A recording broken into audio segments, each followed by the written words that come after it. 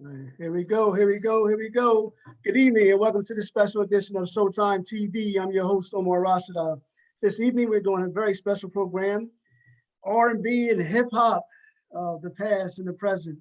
And I have three distinguished guests. They all in the music business. I have Nina Songbird Lane. I have Alexa Gold. I have David Coker. Gentlemen and ladies, good evening and welcome to tonight's program. Thank you for being a guest. Yeah, Good good evening. evening. Good evening. For having us. Okay, so we're going to start off with Alexa. I just want everyone to start off by just giving a brief introduction of who they are and what is it that they do. All right. So, hi, everyone. My name is Alexa Gold. I'm a singer, songwriter, and producer living in Philadelphia.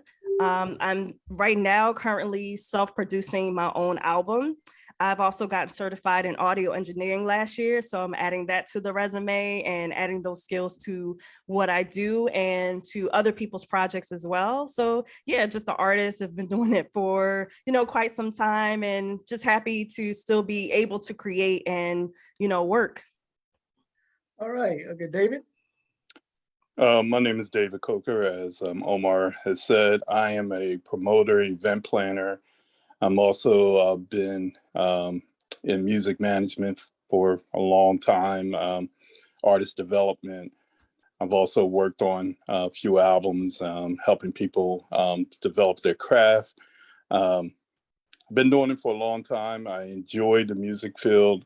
I enjoy watching something go from beginning to end or helping people to get to their full potential. And it's something that music is something that's been a part of my life for a long, long time. All right, Nina. I am Nina Songbird. I am a singer, songwriter, and I've been creating music in some form or another since I was, I don't know, before college days. And I've spent the last 30 years creating music all over the country with different artists, very much into sound healing and how music can work as medicine in our communities and around the world. Okay, right, awesome. Okay, so I want to stay with Nina and then go to Alexa. Both of you are songwriters. How do you go about writing your songs? Is it like a personal experience, or is it fiction where you just making up a storyline and then singing it? So how do you go about writing your songs? We'll start off with Nina and then Alexa. Okay, I want to say I've been writing music for most of my life now. Yeah, most of my life now. I've been writing music most of my life, but I don't know that I would have honestly called myself a songwriter until very recently. Okay. But I've been a creator of music for so long. So I realized that the songs that I've written have really been almost like a soundtrack of my life, if not the actual details and events of my life, but for certain, the emotional landscape of my life.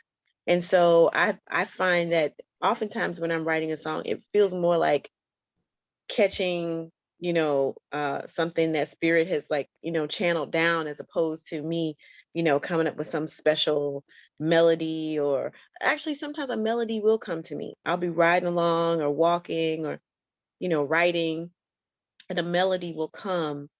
And I may not be thinking anything of a song.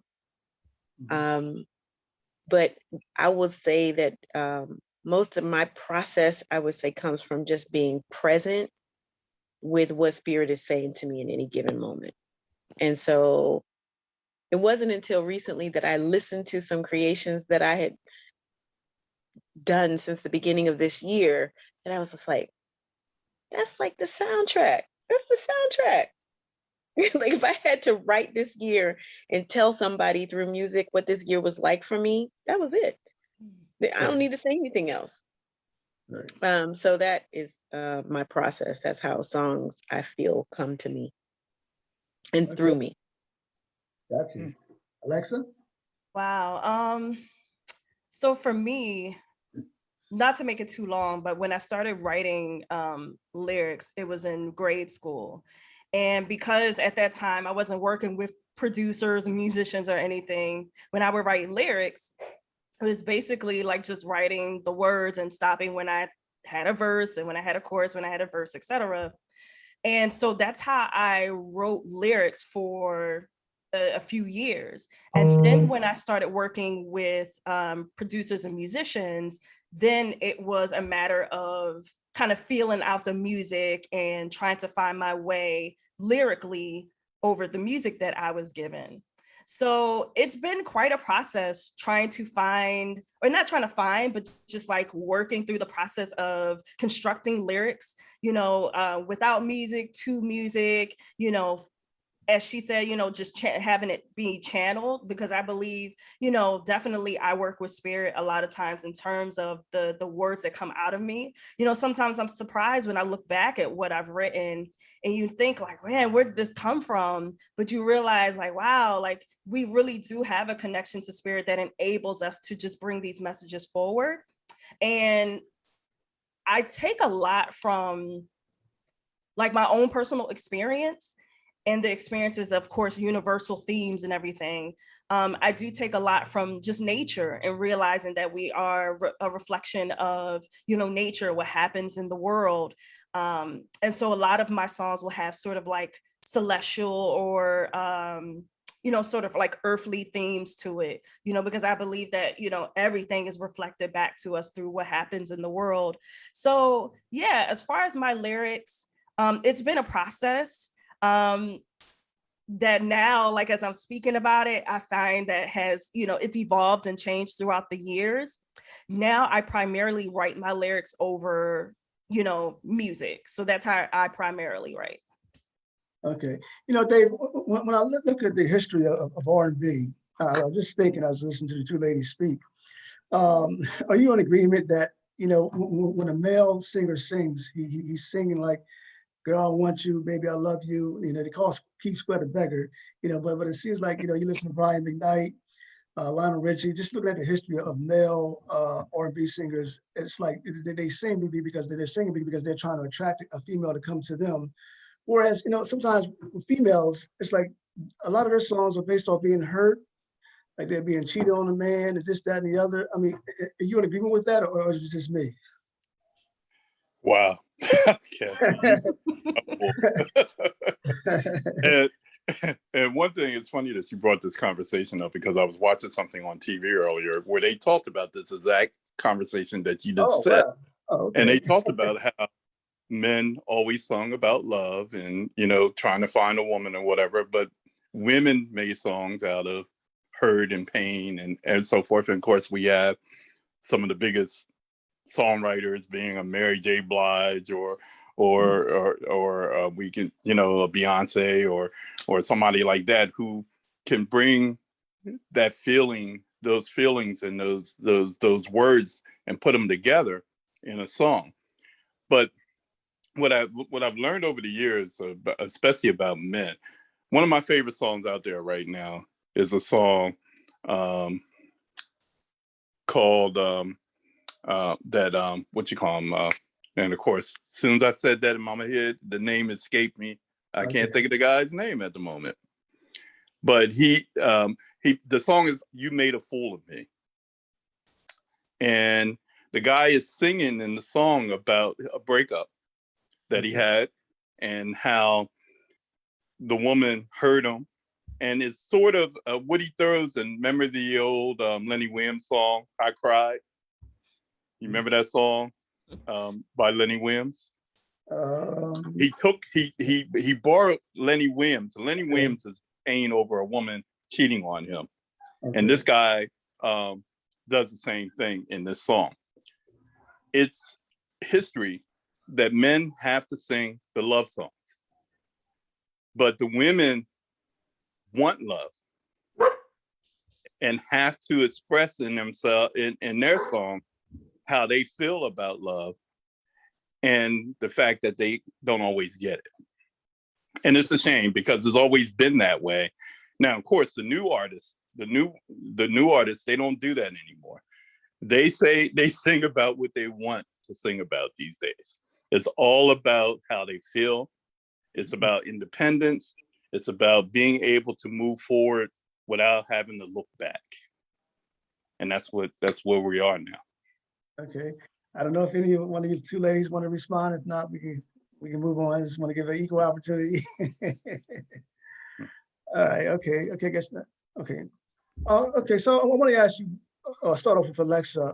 Who are some of the just name a few some of the R&B singers and hip hop rappers that you enjoyed listening to growing up? So I can see Michael Jackson in the back. So I see, and I know it's one of them.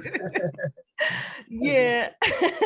As far as R&B, my inspirations are Tina Marie and Minnie Riperton. Ooh.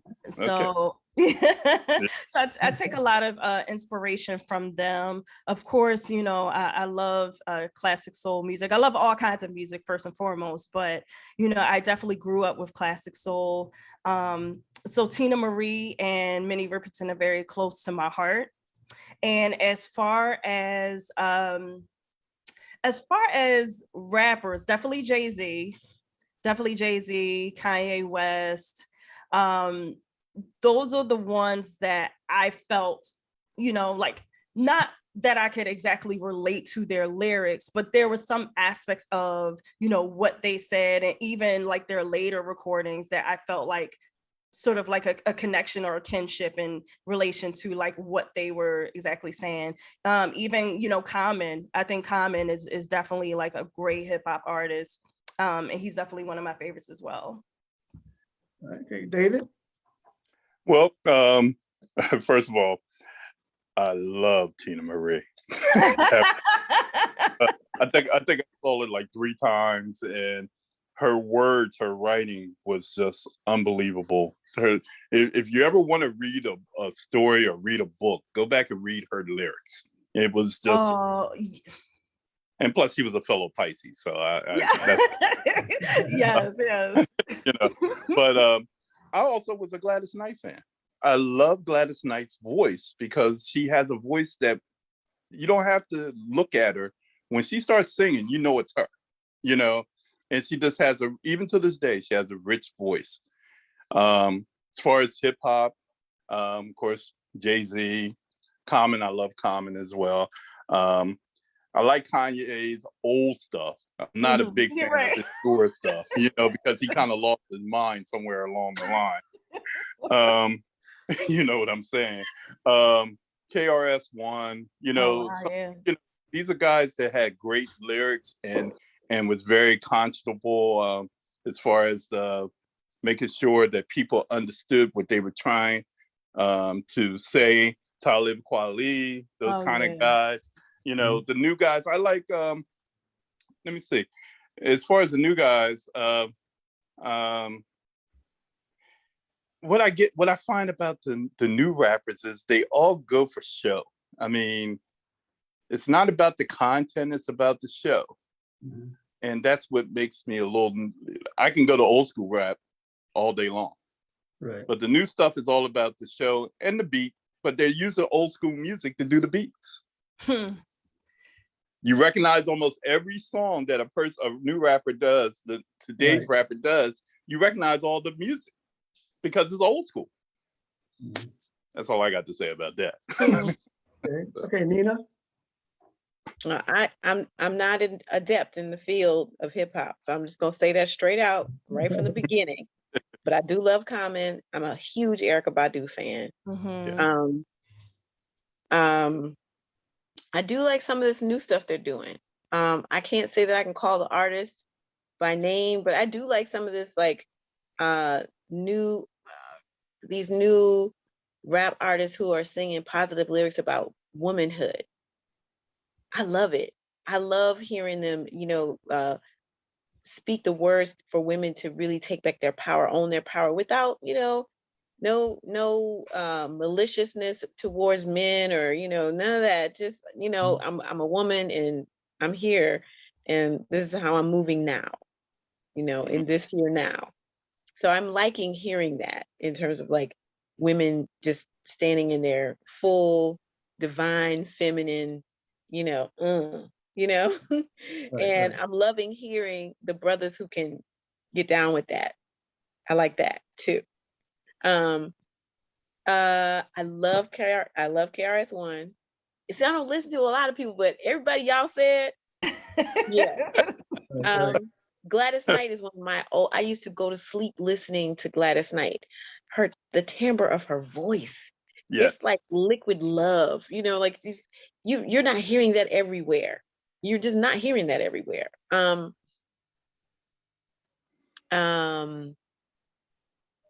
R&B, R&B soul, Tammy Terrell.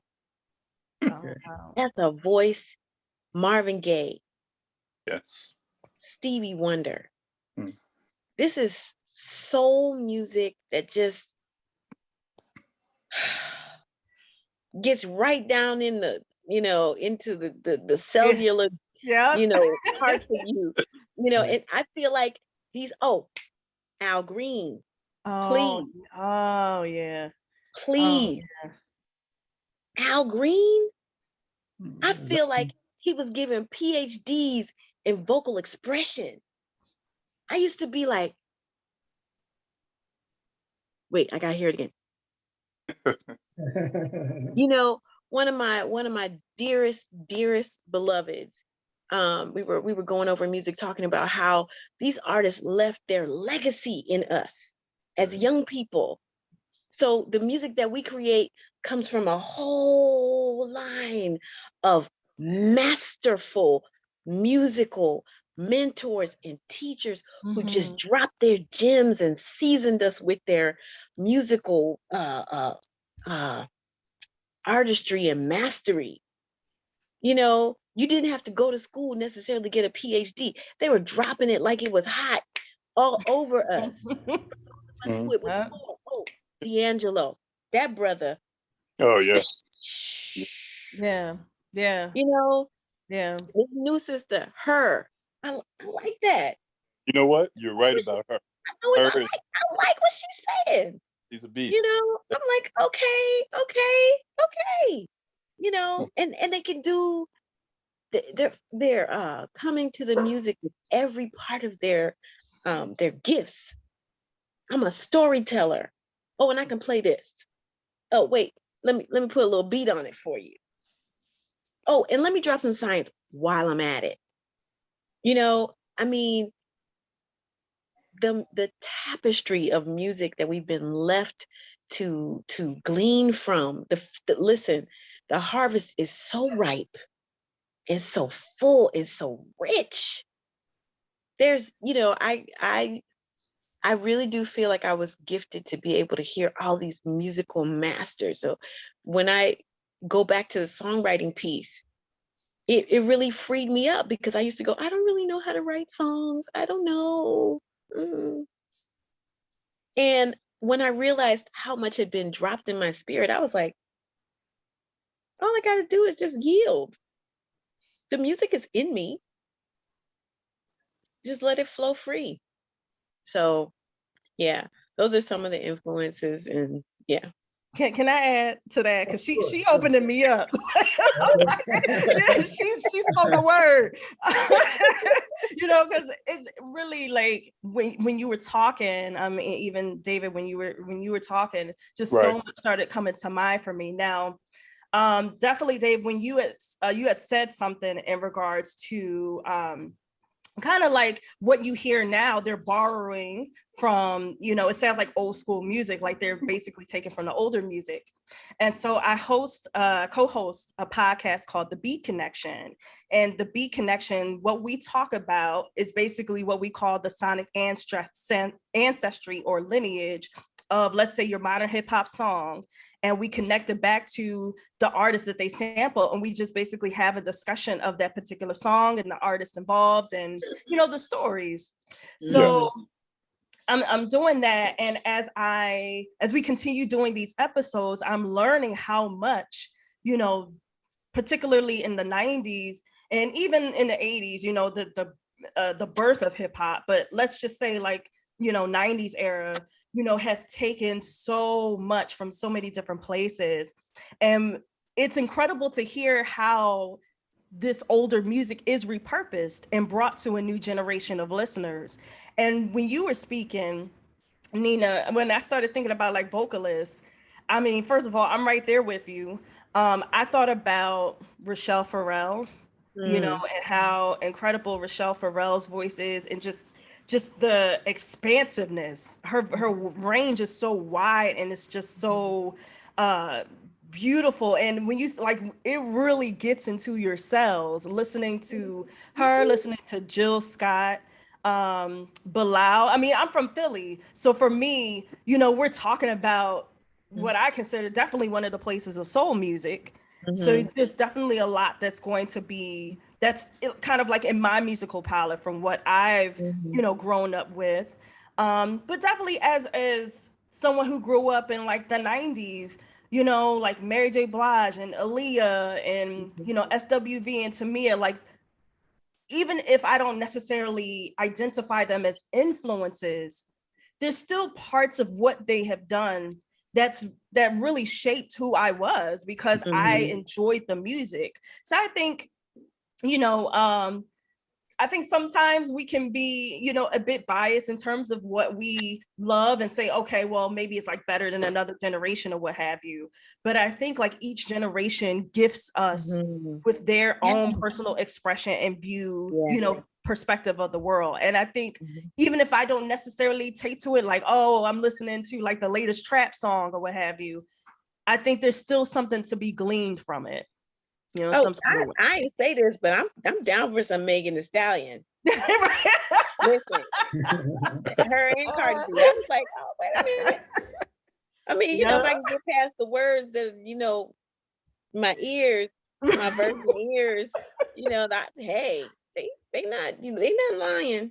There's some people don't want to hear, but they ain't lying. Well, let me ask this. When I asked you three, who your favorite, artists are in terms of hip hop and R&B, so each and every one of those individuals that you named, they had records, they had cassette tapes, CDs.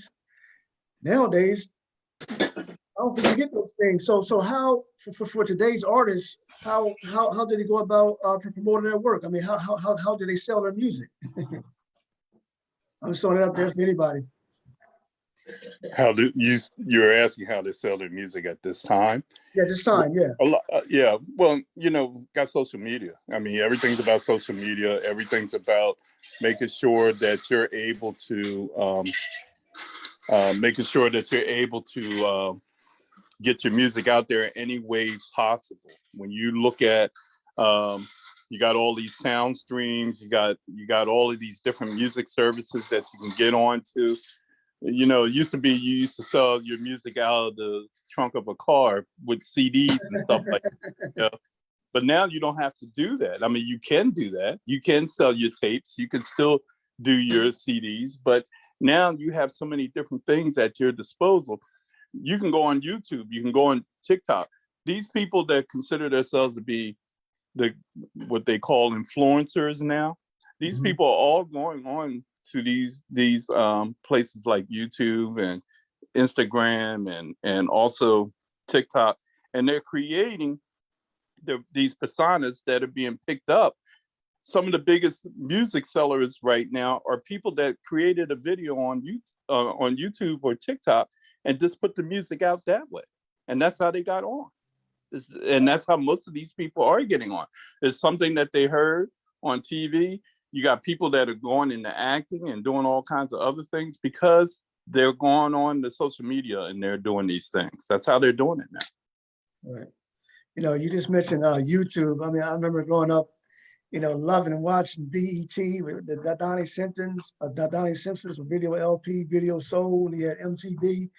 And so, they showed a lot of videos. So again, today, you watch BET, MTV today, I don't really see too many videos at all. So I guess now the videos are they showing on TikTok or they showing on YouTube? Pretty much. Yeah, that's how they do it now. They go to those places and they make their own videos. They don't have to, they don't have to go to the whole big production. It's a lot cheaper, to do that. They go out and they buy the camera equipment and everything. What's her name? Billie Eilish, the young lady that did the album in her house with just using cell phones, and it became the biggest album of the year. Wow. This is what we're doing. Yeah, that's where we are. Yeah, if I can add to that, Sure. so social media is definitely where we are now, and it's not going away anytime soon. Streaming, of course, has been a way for artists to not only, of course, promote their music, and of course, it's debated on, how people can actually monetize through streaming. But, streaming is another thing, having it on Apple Music or iTunes, Spotify, etc. Then you have, a website like Bandcamp, where, they have what's called Bandcamp Fridays. And so all of the money that comes in through your fans purchasing your music goes directly to you. Now, any other time, if people buy your music, of course, Bandcamp takes their cut. But, on Bandcamp Fridays, every month, your followers can purchase your music and that money goes directly to you. Bandcamp doesn't take a profit from it. And then, of course, there are some people who are, quirky in a sense and going, merchandise, and they might, put their music on a cassette tape or put their music on a CD in order to seem, more vintage or, whatever the case may be. But definitely, when it comes to monetize, I can't even say that name. When it comes to making money as an artist, there's different ways to do it, but most of us aren't relying on the old platforms of, cassette tapes and CDs. We're really trying to be inventive in the way that we, promote and market our music so that it can be sold, because we're not dealing with the same technology. Even with my MacBook, which I'm on now, it doesn't have a CD player on it. Like this is, we also have to adapt to the way the technology is adapting. Right, like we're not even getting computers with CD players on them anymore. Or So cars. yeah. Yeah, that's exactly. Yep, exactly. So we're just trying to adapt to the changing technology, and however we can do it, however we can monetize it is how we're going to do it. Even on YouTube, you can monetize, I guess, your music. It might take a while, but you can, do it through YouTube as well. So there's definitely different ways, but it's also different. So yes.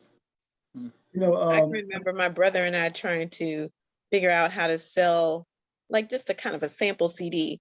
And when we thought about it, we were like, I wanted something people could like listen to in their cars. I wanted something I could hand people after my show, and they could maybe get a sampling of 3 songs. And we were trying to figure out how to do it. We put it on a CD, but we were like, I was driving in a new car and I was like, there's no CD player in here. And I called him and I said, did you know there's no CD player in the new cars?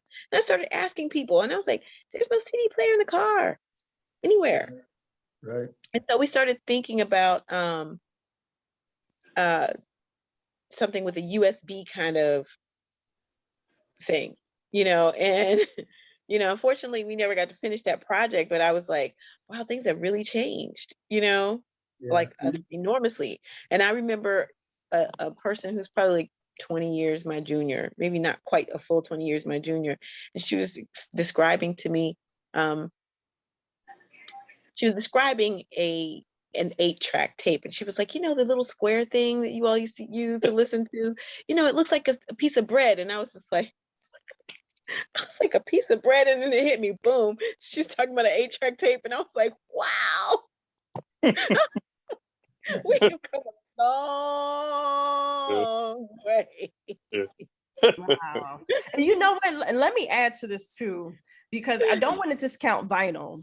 Now, vinyl, I mean, vinyl has made a resurgence, definitely, of course, with DJs, but, with producers, with just music lovers, like vinyl is really making a resurgence. So there is this company in New York. I can't remember the name offhand, but what they started doing was they work with local artists and they or independent artists rather, and they create a small, I'm not sure what size, but they make a vinyl record. You record your music live and they'll put it onto vinyl and they'll send it out to your fans. So, you know, that's another opportunity for your fans to have something unique from you.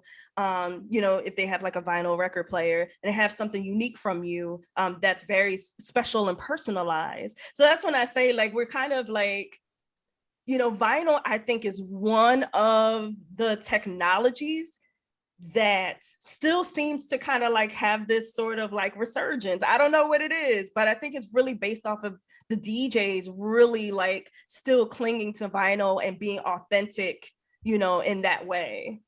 Mm. Well, one thing with vinyl, I will pick up on that. One thing with vinyl is that people that are true music lovers and have been around for a few years, some would say, there's no sound like a vinyl record. Mm-hmm. You know, when you listen to it, and you know, even if it's not the greatest quality, you love. If you're old school, you love hearing that sound. You know, even if it has a little crackle in it or whatever the case may be, and even with when they went to the CDs, they tried to keep the integrity of the vinyl record in place by doing the CDs. Now, CDs made it a little easier and you can hear the music a little clearer. It was a little crisper, but it's nothing like listening to a vinyl record. And especially if you have like the top-notch equipment and it's playing that music, you talking about an Al Green. Oh, yes. Okay.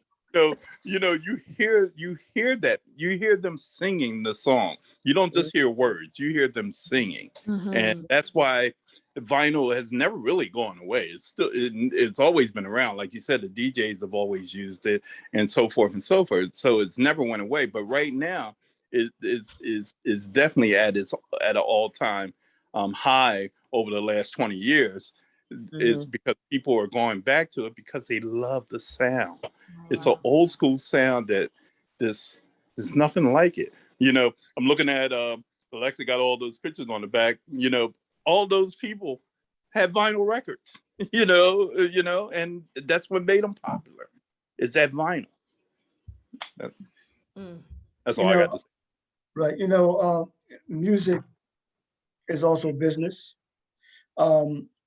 I remember maybe about a year ago watching the New Edition movie, and I just couldn't believe that you know New Edition, it was a major group, but they were also living in poverty. I think the mom was on welfare, and they didn't get the money that many people thought they got for one reason or another, and maybe it was a sign of a bad contract, whatever. So Dave and Alexa, I know you two are producers. So if you have an artist or a group that's looking for a producer, how should he or she or they go about picking a producer, signing a contract? Because you know you get someone to make you promises and say, "Hey, man, I'm going to make you big time, make you big shot," and you know, and that may be true. But when it comes to the finances, they may be getting 95%, and you may get like 5%. Well, my thing is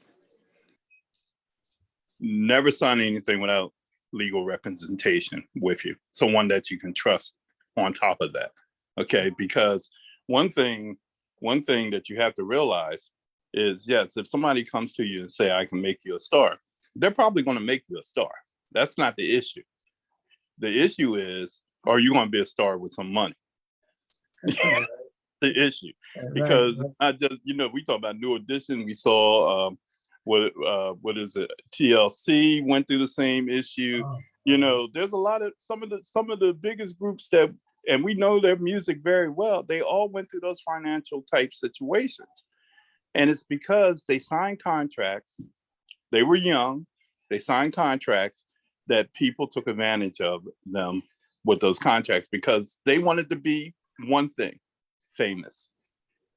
They became famous, but they became famous without money because with those contracts, of course, it's full of a whole bunch of different things. If you're going to be out there on tour, you know, of course, the promoter and management is paying for all of that stuff up front. And then you make all the money for them. Then they take your money because they pay for that stuff up front. And so you might, you're selling out stadiums, you might get 5 cents on $1,000, or something like that. It's the craziest thing. But that's, you gotta have legal representation. You gotta have somebody you can trust, and you gotta make sure you read everything. Whatever you agree to. It's on the line. And the other thing is, I love artists like Ray Charles and other artists who followed in his footsteps, who knew the business of show business. They knew the business of show, and they made sure that they took care of themselves. They made sure they had good representation. It makes a difference. Yep. And I think as an artist, it frees you up to be able to do whatever it is that you're put here to do. If you have the right representation and all your agreements are in order, it frees you up to do your business that you came here for, Yes. So I can appreciate that. I wish they had spent more time teaching us the business of show when we were in school. Yeah, it's amazing, because when we were in school, they prepared us for a lot of different things. But when you're going into the music, or even going into acting and those type of things, and you're signing those kind of contracts, of course, all you're worried about is getting your music played. Almost everything that, if you ever noticed with the movies, even with the Temptation movie, and even though the Five Heartbeats wasn't a real thing, it was based on supposedly a real group. One of the biggest things if you ever notice in those movies, the first thing that they were so excited about, even in the Jackson movie as well, is when they heard their song on the radio. Because you know what that meant? They arrived. But so that meant everything to them. Of course, none of them got money right away, though. They made it, but where was the money? It was going into everybody else's pocket but theirs. And unfortunately, that's because of the representation, and that's because you had the moms and the fathers doing the deals, and not saying anything bad about them, but they didn't have the representation that was necessary in order for them to do the deal right. Yeah, and to their benefit. And to their benefit, yes. To their benefit. Yeah. I want to stay on groups for a little bit. Look at the history of R&B, look at the history of hip hop. You had a lot of groups, Boys and Men, New Edition, UTFO, the Fat Boys, Run DMC. Are there any groups out here today? Unless I'm missing something, because I don't see it. I don't hear it on the radios. Or the underground. Who are some of the groups out here today, if they exist? I don't know. I think that you're getting more collaborations than groups necessarily. I think people, like, the trend now seems to me, just from my observation, and I really do get by with the help of my friends when it comes to like what's happening now with music. That's honest to God's truth. But if I pay attention to the pulse of what they are sharing with me and what I have bear witness to, then I'd have to say that collaborations seem to be the order of what's trending now, as opposed to, let's say, a group. You'll have an artist over here and an artist over there to say, hey, let's get together and do blah, blah, blah. And then they have a project or an album together, or they'll have a spotlight album where they spotlight several different artists.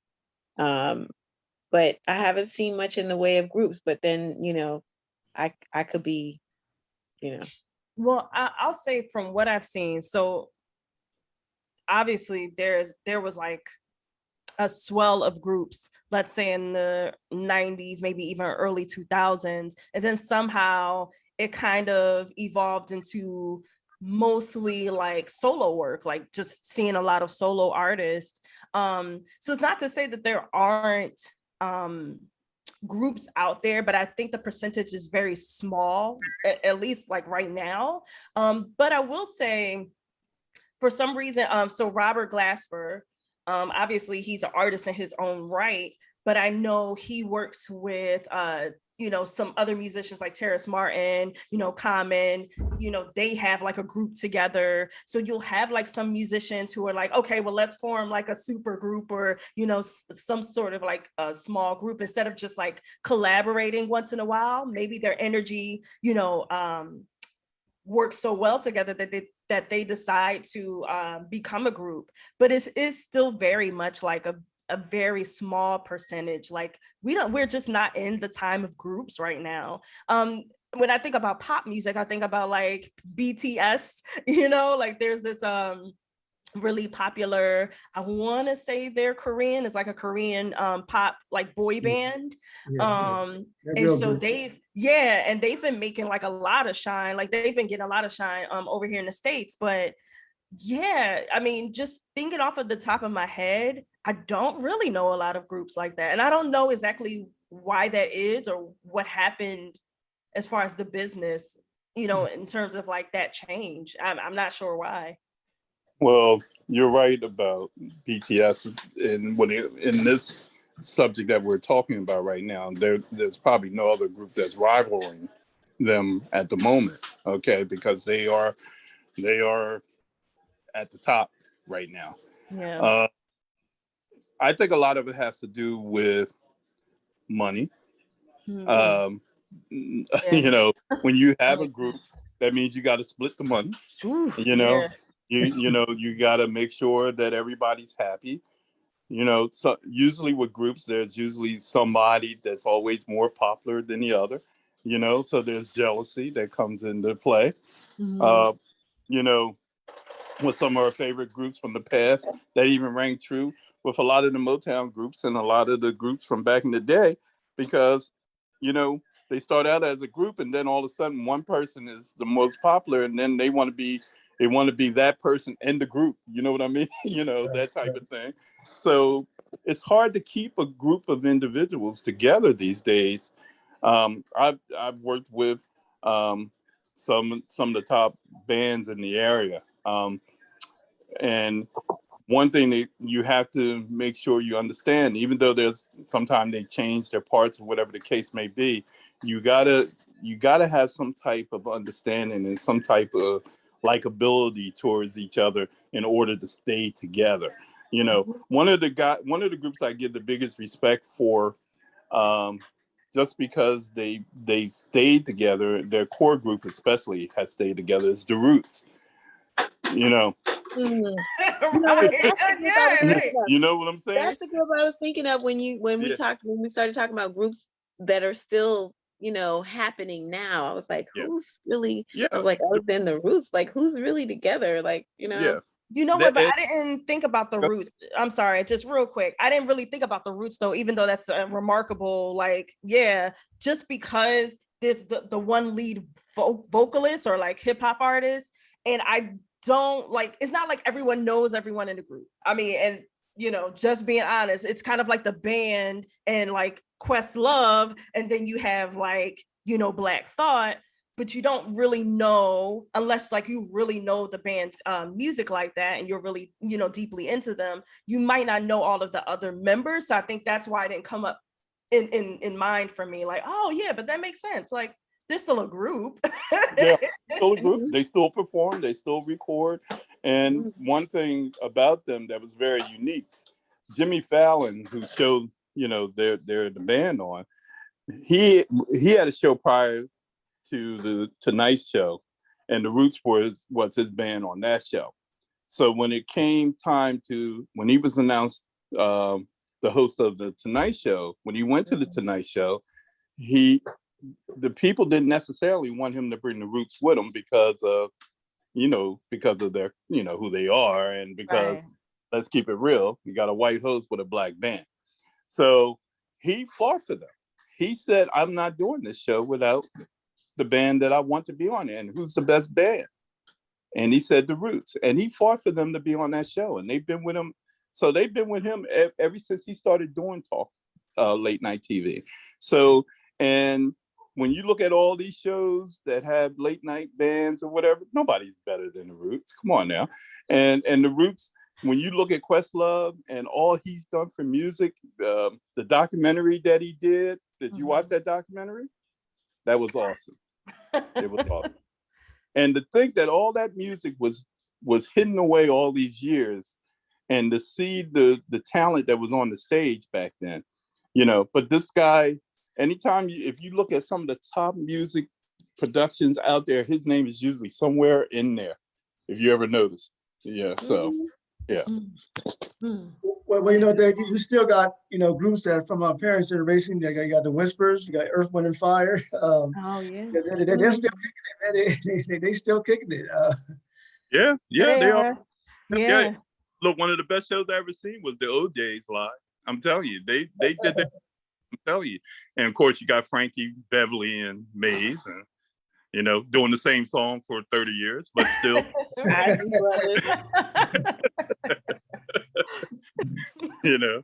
But hey, it ain't going nowhere. It's always going to be a party starter. Oh yeah. That's no songs. So Nina, you've been in the band. You have experience being in the group. What's been your experience like? When you in terms of working with a band, working with a group, being in a band, our band started off as a songwriting workshop.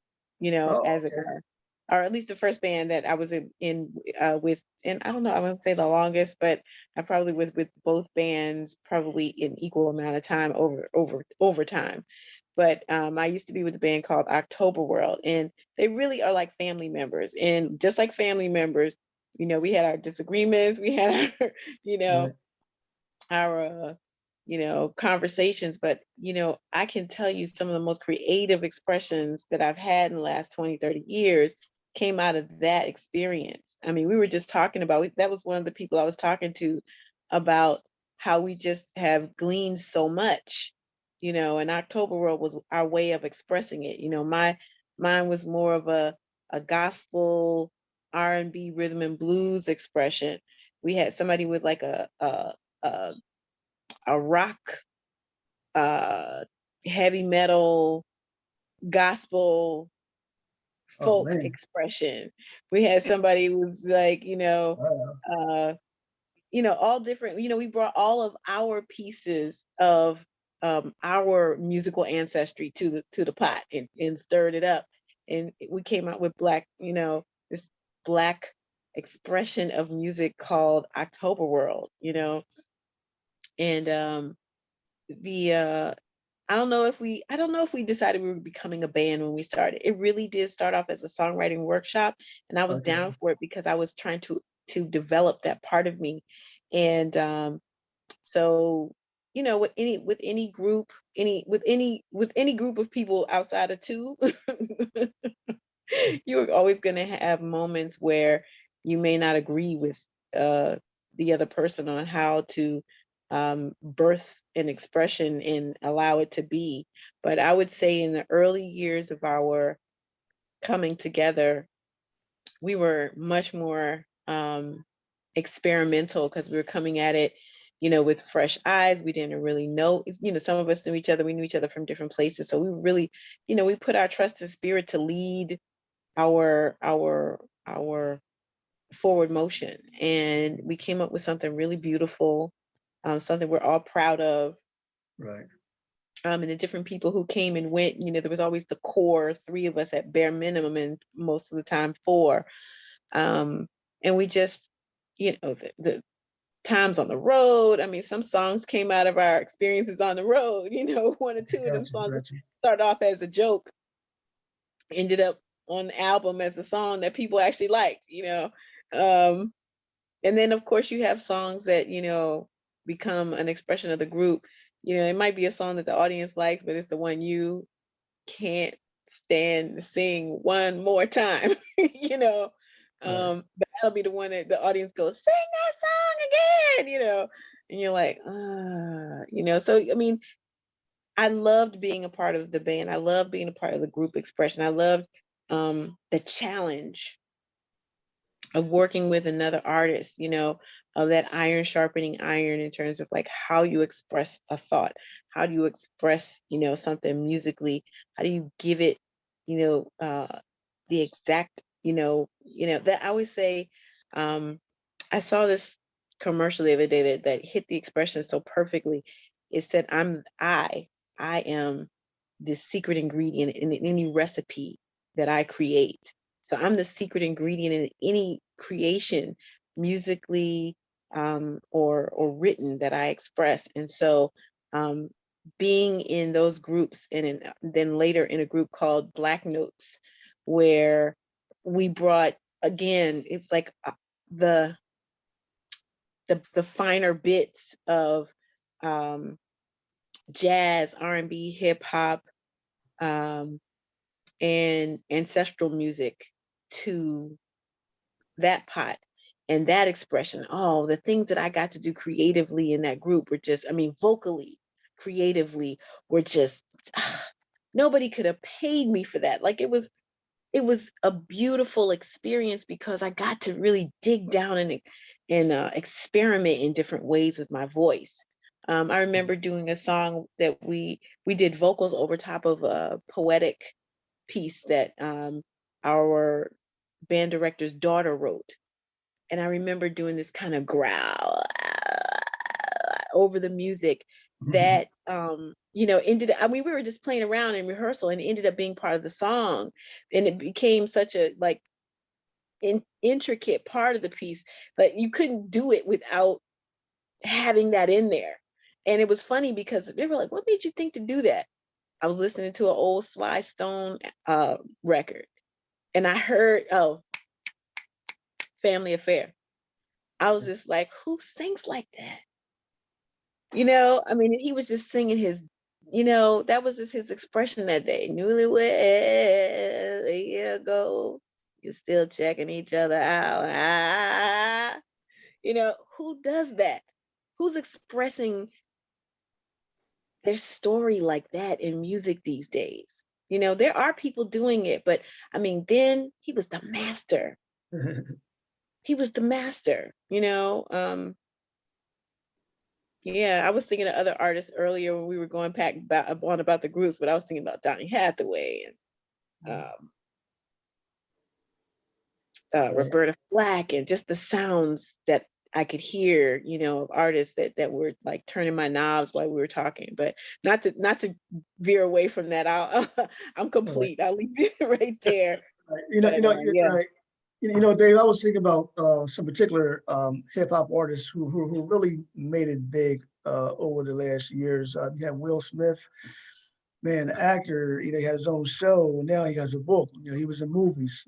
Ice Cube, movies. And you had Snoop Dogg, movies. How beautiful! I mean, Ice-T. He was on a television series, the police show, SWV, Special Units. He was also in movies. I mean, I really loved his role in New Jack City with Christopher Williams and all those guys. So how beautiful is it to see a hip hop artist who started off with just being a hip hop artist and growing to be movie producers, movie stars, authors, and all that good stuff. Well, when you look at it, you look at Common also, and you look at LL Cool J, Queen Right. Latifah, MC Light. It's quite a bit, You keep going. Keep Yeah. going, So but what do all of those people have in common?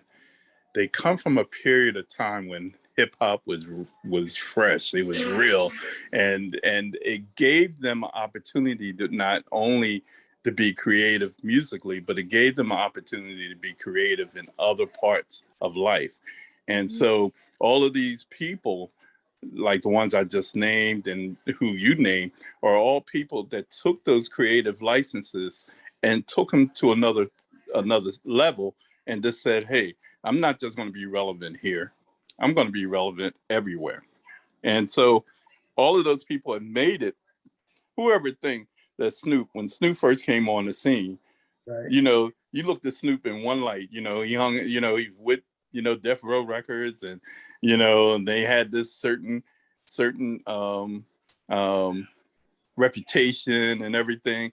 Now Snoop is like one of the most beloved guys out there, and he's doing commercials, he's doing this, Right. and he's doing that. Everybody loves Snoop, and Snoop one thing about him has never been pretentious in who he is. You know, with Snoop, you're gonna come, you're gonna be smoking, you're gonna be doing all that stuff, but you still appreciate who he is. These people who have used it to get to that next level have been very smart about it, and they've taken their creativity and created not only personas, because of course all of them have created personas, but they've been able to keep their personas separate. That's what's making this, you know, you started out talking about Will Smith. That's what's making this whole thing with Will Smith so important and everything for him, is because he said he had to create that persona in order to make it, you know, to become who he is, you know, because he had to keep his private life separate. And that was his way of protecting himself, is to create this other Will Smith, the one that everybody knows, as opposed to the one that people don't know. And that's why they did what they did. I mean, they've taken their gifts and turned, and that word you were using, monetize them. They've taken their gifts and they monetize them. And that means all of their gifts, not just their gifts to create music, but their gifts, like to take a business and to literally find every way to touch the human experience with their gifts. You know, I pay attention to people like 50 Cent. I could not tell you one of his songs. I really can't. I never listened to 50 Cent growing up. But one day, I've seen him in a few movies. And one day I was listening to something he was saying on a radio interview. And I was just like, I like him. And I started following him. I still don't know his music from A to B, A to Z. I don't. But I follow him because I just like his spirit as an artist, as a creative, just, you know, fascinates me. You know, there are a few other people. Will Smith is one of them. Snoop is another one. Who would have thought? And then the way that they collaborate with other artists, like just, you know, his whole collaboration with Martha Stewart is just like, I always just kind of laugh. I'm like, okay, isn't that crazy? Yeah.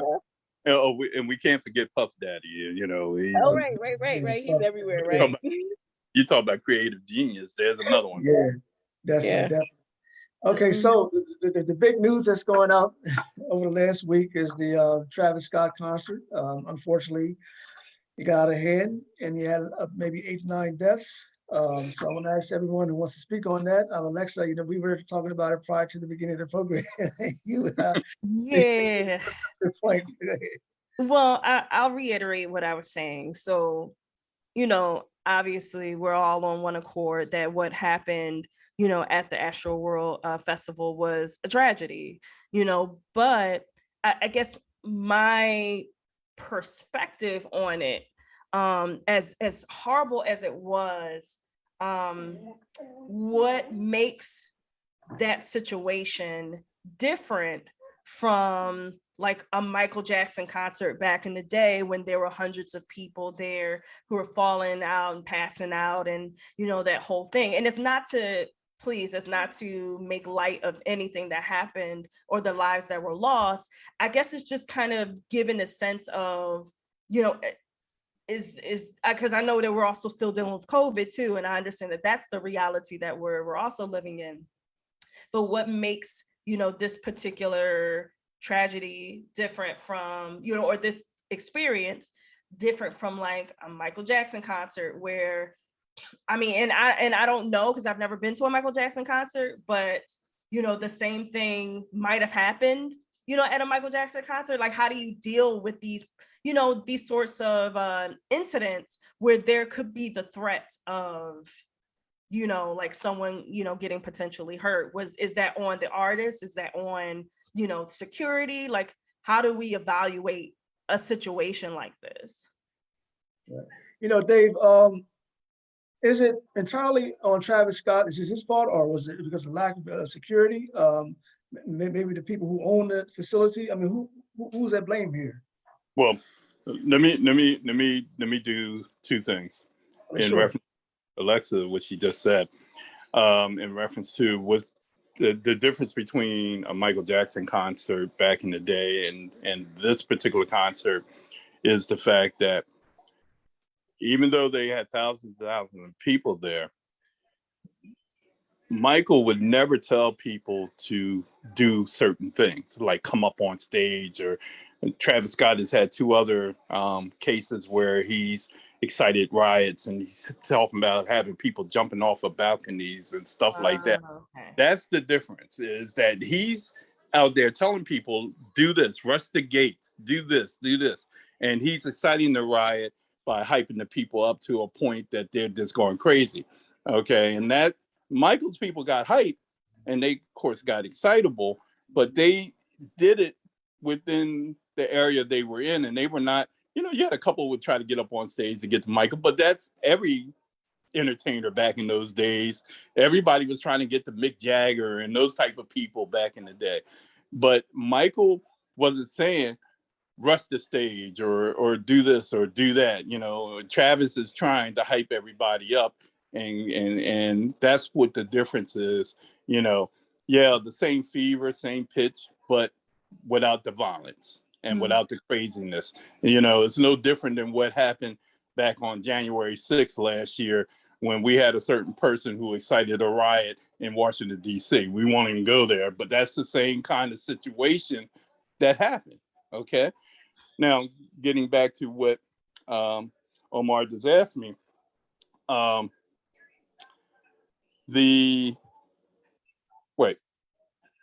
me back up. Omar, what was, I want to make sure I address everything. Okay, yeah, well, I'm sorry, in terms of responsibility, Travis Scott is being sued, and a lot of people are blaming him. I mean, is he solely responsible, or is it because the facility had okay. Let me take it from my perspective, being the person I am and things I've done in the past. It's not just his sole responsibility. The promoter, who seems to be, nobody's talking about the promoter. The promoter is just as responsible, because there's certain things that they have to make sure it's in place: security, law enforcement presence, making sure that Travis signs a rider saying what he can do or what he can't do, making sure, because there were kids there. I'm not sure why kids were there, but there were kids there, small kids. You heard about the 9-year-old that's fighting for his life because his father took him there. I'm still trying to figure out why a 9-year-old is at a Travis Scott concert. I'm not sure about that.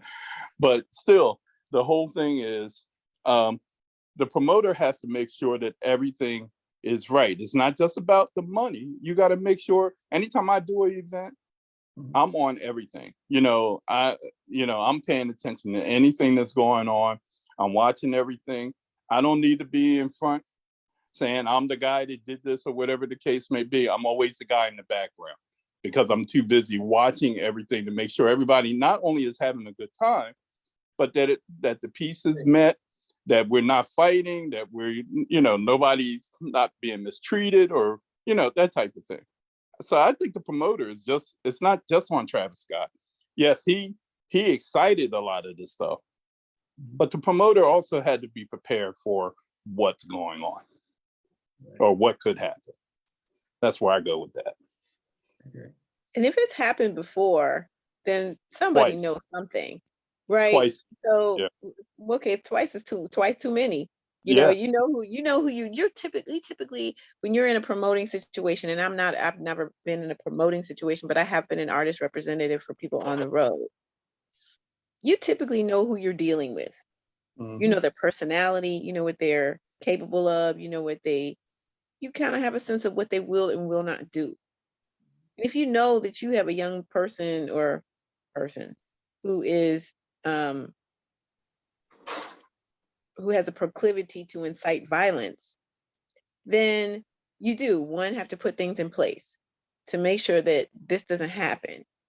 If that means that the first, second, third, fourth, fifth rows aren't occupied, and what happens way back there is something different. Because I'll tell you, it's something about those first few rows, those first 5 rows, those people who are up there are usually right in the frenzy, and everybody knows that music is frequency, so when you start telling people what to do and they're under that hypnotic, thing, they where they might not normally do something like whatever they're being asked to do, they might, just in the moment, in the frenzy, jump in and do anything, you Right. know, and be a part of the group think in that moment. So there's something about, you know, this has been this is one of my pet peeves actually as an artist, to see artists doing things that are just like ethically irresponsible, like morally irresponsible. It's morally irresponsible to incite violence when you're on a stage like that. You're playing music. It, you know, I guess for me, like music is sacred business for me. So when I look at it, it doesn't matter who you are, at what level, and what genre you're working in. You have a sense of responsibility when it comes to relating to your artist, just like you have a sense of responsibility in relating to anyone, when you're, you know, relaying a message. If you're on a pulpit, you have a sense of responsibility. Being on a stage in the middle of a stadium and everybody's looking at you, you're in a pulpit of sorts. I mean, I want to look at it like that, but that's how I see it. You have a responsibility to those people who you are speaking to, who you are relating to, you, who are in the room for you, to support you. You are the pulse of the energy in that room. And so And you that was have a something, responsibility, social responsibility, moral responsibility, professional responsibility. You know, and so he's not solely responsible, but he's hugely responsible. yeah, there were people in the crowd that were saying, stop the concert, stop the concert. Go ahead, Alexa. Yeah, no, I was going to say I completely agree. Also, we're talking about the kind of environment that we're in now, where, you know, COVID to me is still very much a real thing. So, you know, there's very few places that I'm going to anyway. I mean, me being more on the introverted side anyway, you know, but needless to say, you know, there's not too many places that I'm still not going to be like in large crowds like that if I don't have to be, just because it is still very much a real thing. But aside from that, because, you know, COVID is still a very real thing, you know, there has to be extra precautions that are taken when you have these large crowds.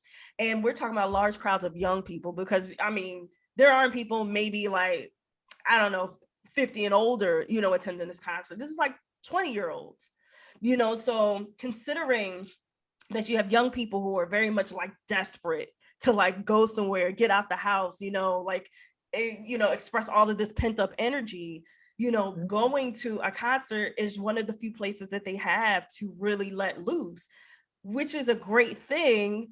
But if, you know, as she was saying, like, it's a very sacred thing. It's a sacred space. And if you're kind of mishandling that, you know, and inciting, you know, like a particular kind of violent energy, you know, or something that's going to like incite people to like, you know, get so hyped where they're not thinking, then, you know, there has to be some accountability, you know, taken.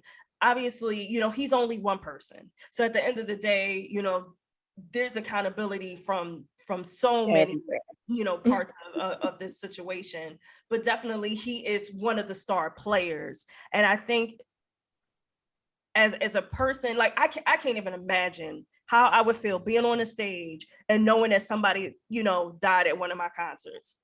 Like, and like I cannot even imagine that feeling. And knowing that I've He had done something to something do about with it. it, and knowing that I had something to do with it, just because I didn't try to get people to calm down.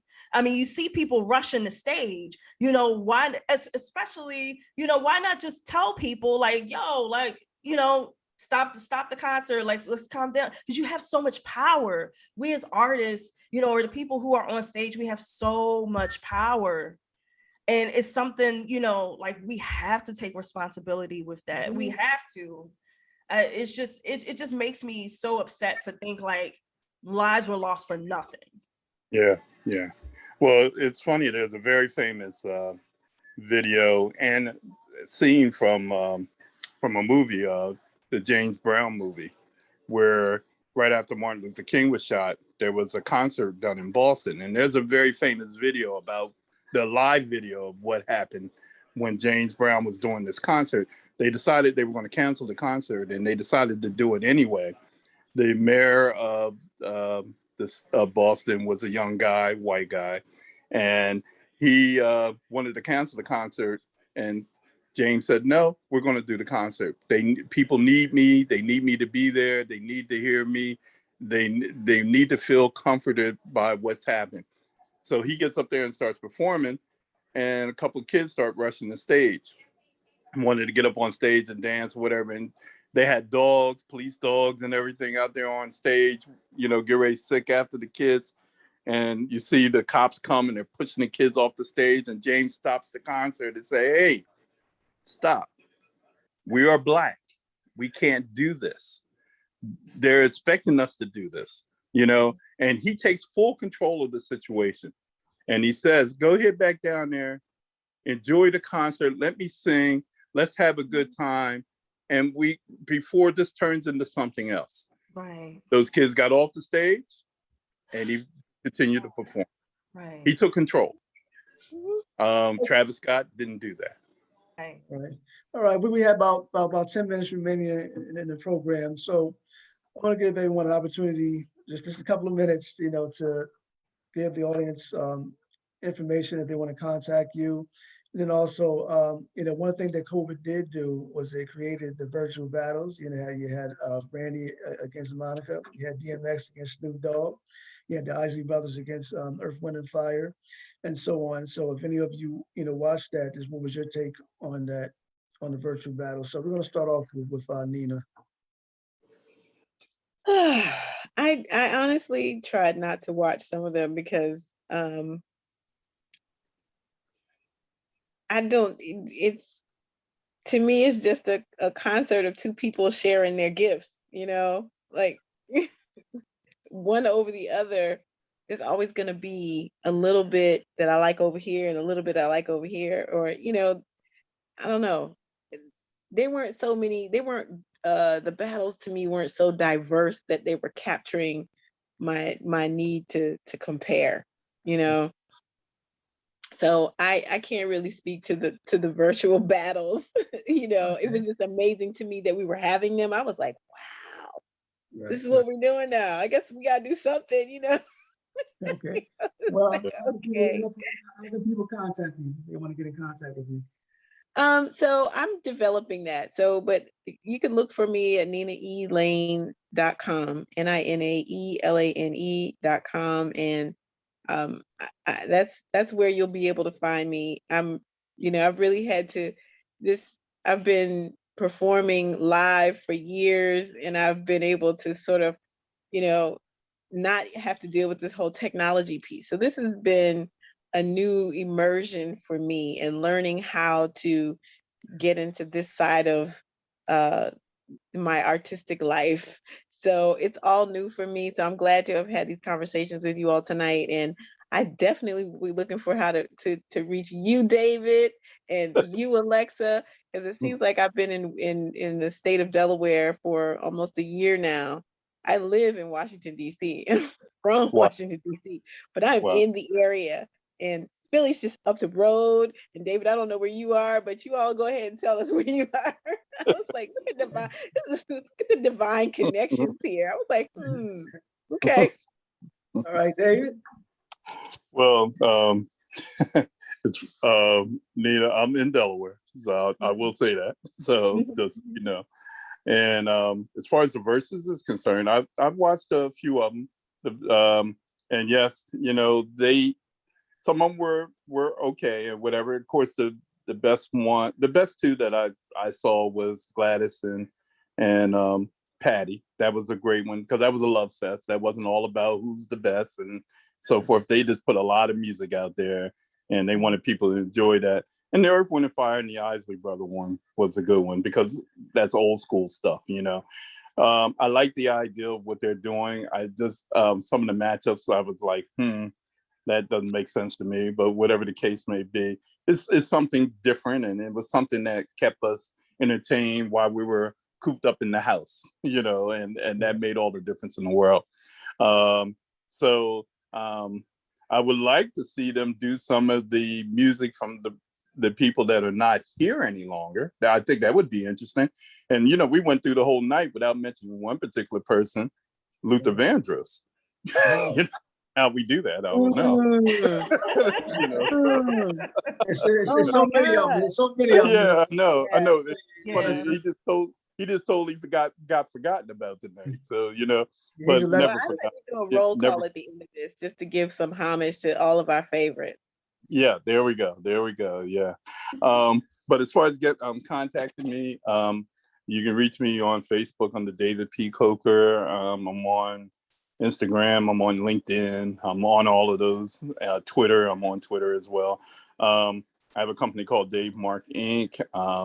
I have a website out there under Dave Mark Inc. Actually, it's out there now, but I'm going to be changing the site pretty soon, so it'll still be under Dave Mark Inc. But as far as getting a hold of me, those Twitter, LinkedIn,